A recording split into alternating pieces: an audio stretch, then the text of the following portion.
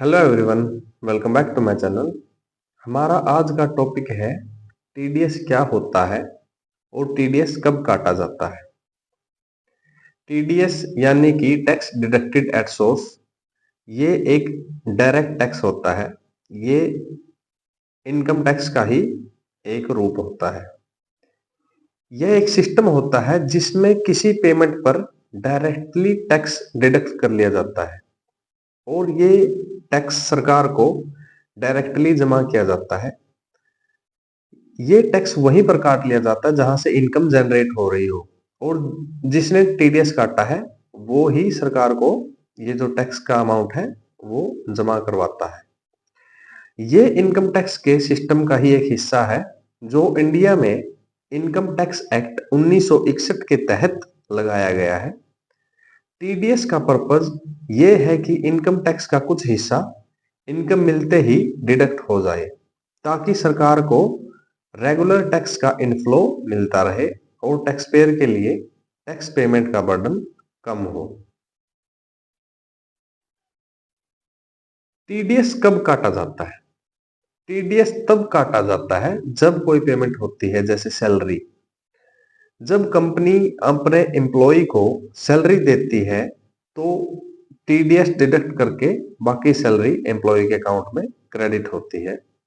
मान लीजिए किसी की सैलरी 50,000 रुपए है और साल के वो 6 लाख रुपए कमाता है, तो उसका कुछ टीडीएस का हिस्सा काटकर कंपनी उसको मंथली पे देगी, और जो टीडीएस काटेगी कंपनी, वो जो सैलरीड पर्सन है उसके पैन नंबर के आधार पर इनकम टैक्स के तौर पर सरकार में जमा करवा देगी।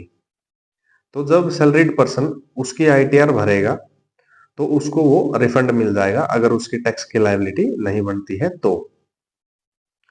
सेकंड है रेंट। अगर रेंट की अमाउंट एक सर्टेन लिमिट से ज्यादा होती है, फिलहाल 240 पर एनम यानी सालाना रेजिडेंशियल प्रॉपर्टी के लिए यह लिमिट है, तो टेनेंट को टीडीएस डिडक्ट करना होता है और बाकी रेंट लैंडलॉर्ड को देना होता है। यानी कि जो किराएदार है वो टीडीएस की अमाउंट काटता है और बाकी जो पैसा है वो लैंडलॉर्ड यानी कि मकान, जो जमीन का मालिक है, उसको देता है। नंबर 3 है प्रोफेशनल फीस। अगर आप किसी प्रोफेशनल सर्विस के लिए पेमेंट कर रहे हैं, जैसे कंसल्टेंट हो गए या लॉयर हो गए, तो आपको सर्विस की फीस पर टीडीएस डिडक्ट करना होता है। नेक्स्ट आता है इंटरेस्ट ऑन फिक्स्ड डिपॉजिट, यानी कि एफडी पर इंटरेस्ट जो होता है उस पर।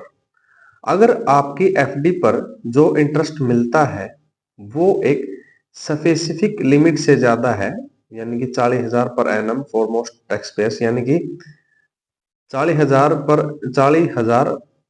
पर ईयर आपको एफडी का इंटरेस्ट मिलता है, तो आपको बैंक जो है टीडीएस काटेगा,